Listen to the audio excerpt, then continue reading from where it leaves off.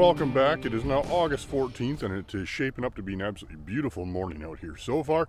This week I'm mostly going to be looking at canola and corn. A lot of the cereal fields, especially the dryland, are rapidly disappearing, although I do still have some greener irrigated fields. But right now mostly canola fields like this nice green irrigated canola. I'm still checking it for insects as well as checking disease. In comparison, a lot of the dryland fields look like this, a little bit mottled. There is still a few little green patches, but for the most part, we're seeing some pretty good color change in a lot of the dryland as things are maturing. Still checking for ligas as I go. Some of these dryland fields are pretty high on ligas right now. You know, technically this field would be over threshold, but it is so mature at this point. Those top pods are pretty tough, and a lot of these ligas just aren't going to be able to feed on much at all. You know, when a lot of these top pods are in this kind of condition, there just isn't that much. You know, there's a few green pods right at the top, but most of them here are more than mature enough, and we're seeing color change in them. So there's not much a ligas can feed on in a situation like this. It's just not really worth the economic cost of spraying. Well, the corn by Nobleford is doing really well this week. It is progressing into the milk stage now as these kernels fill out, so we didn't spend too long in the blister stage. Things are coming along pretty good. With the temperatures forecast for this week with a high of 36 degrees for Tuesday, it'll likely progress pretty well as long as it has enough water. Well, it's sure turning into a hot one now today. It is currently 35 degrees where I am right now, and tomorrow is supposed to be even hotter, so that should be good and fun. I'm out in a field of soft white wheat that was harvested a couple weeks ago and was immediately seeded into oats with a brassica as a cover crop for some fall grazing. You can see the oats are mostly the 2 to 3 leaf stage, and the brassica is pretty similar. This field here is looking pretty good. A couple of these fields I've looked at are showing some signs of some flea beetle feeding, but this one here is looking pretty good.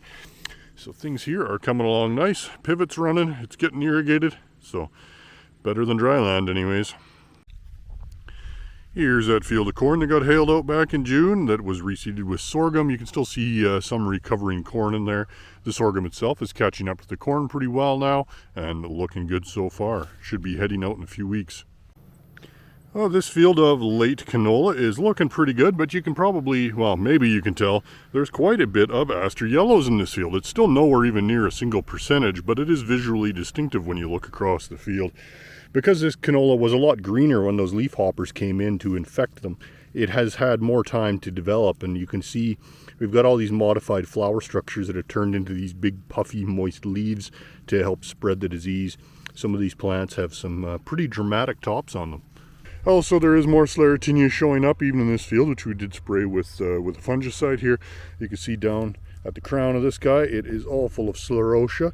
The bottom is completely rotted off, and we even have white mold poking out at the crown here. So this plant is, 100% dead and ripening prematurely, which makes it stand out in the field.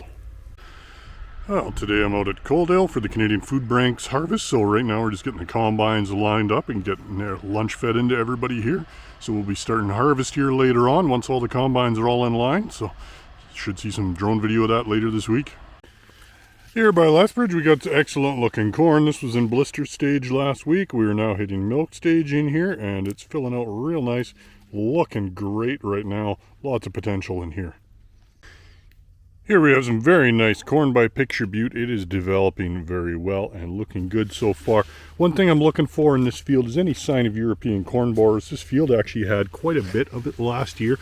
It's very unlikely that any of it really ever overwinters, but it is always a good idea to keep a close eye. This little mark here on this node kind of caught my eye, but I don't believe that's anything. It might be just a touch of mechanical damage or something on there. Basically, you're just going to be looking for any sawdust shavings in the leaf axils, anything like that, any signs of entry or tunneling at the moment. Well, some of these oats are looking pretty good this week, but we are starting to see some aphids. You can see got quite a few of these little green guys in here. I'll see if I can zoom in. You see these ladybug larvae in there, as well as these little green guys are aphids. So now that we're seeing more of these, we could probably expect to start seeing yellow dwarf showing up at almost any time. Haven't seen any visual symptoms of it yet at this time, but you never know. Down by McGrath, the canola is quite different compared to last week. Most of the green is now out of the field and it is ripening up in a real hurry. But you can see along the edge here where we have swathed, you can see how green the underneath of that plant is. And right now, like you can see, it's basically trying to put out some new growth already even.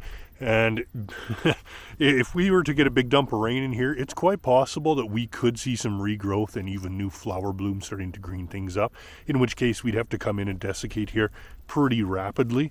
But right now, as long as it does not do that, we won't have a problem. This canola will probably be ready to combine within a week as it dries down here.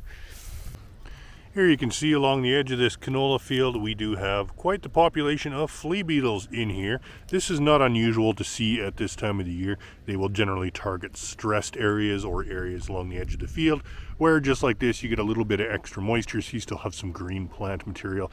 Now this does not mean that these flea beetles are still going to be here next year. Remember, their winter mortality rate is extremely high, but it is a good indication of what you could be facing in the spring. Well, there certainly isn't going to be a second cut alfalfa on dry land. You can see this field was cut weeks ago. There's been extremely little regrowth. Some of these plants are just struggling to come out of the crown, basically. And even though there is a few greener patches in the field, this is kind of a lower saline area here. And this is all just kosher regrowth, and even it's really struggling. Well, here's a patch of one of my favorite weeds. I always get a few questions about this every year. This is curly cup gumweed, so it has these nice little yellow flowers, kind of like a Velcro-ish like hooks, and it's very sticky and sappy to touch onto. And that's how it spreads. When these mature and dry down, they kind of retain their stickiness, and it hitches a ride on animals, just similar to a burdock, basically, to spread itself through the field. So always kind of neat to see. Here's a rather impressive spider in here as well. This looks to be an orb weaver of some type, probably a banded type. You can see he's eating a grasshopper there, so we'll leave him alone. He's doing some good. Well, it's Thursday now, and you can see we are very smoky once again. You can pretty much taste the barbecue in the air, and it makes your eyes water. But it at least is keeping the temperature down a few degrees. It's only 31 here so far today. Well, I really thought that smoke was going to keep things a couple degrees cooler today, but it's currently 37 degrees, so I think my assumption was wrong. At least I hope it is, because otherwise it would be 40. It feels like walking through a hairdryer out here.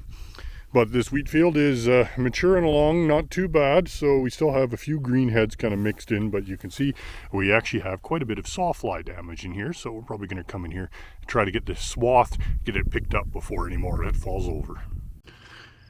This green canola field is well over threshold for lygus and has been for over a week. And I'm really starting to see the damage really starting to add up in here now. You can see all these spots in these pods. That is basically dried up sap from where the lygus fed, and the plant basically leaked, and now it's dried out and created these spots. So that makes these pods kind of prone to diseases like alternaria and stuff, as well as basically the green seeds that were in these pods when they were fed on last week were basically drained by the lygus. You can see in this one here, it's kind of wasp wasted. A lot of those seeds inside are basically going to be completely drained. They'll just dry up and turn into pepper. So cost of control for lygus in a green canola crop like this is going to be, roughly equivalent to about, at the worst, probably 2 bushels of canola. So this field is, still in threshold, and there is still time to actually get it done. But if it's really starting to mature and you're seeing a lot of ripening, then it's probably not really worthwhile. And that'll be it for this week. Thanks for watching, and we'll catch you next time.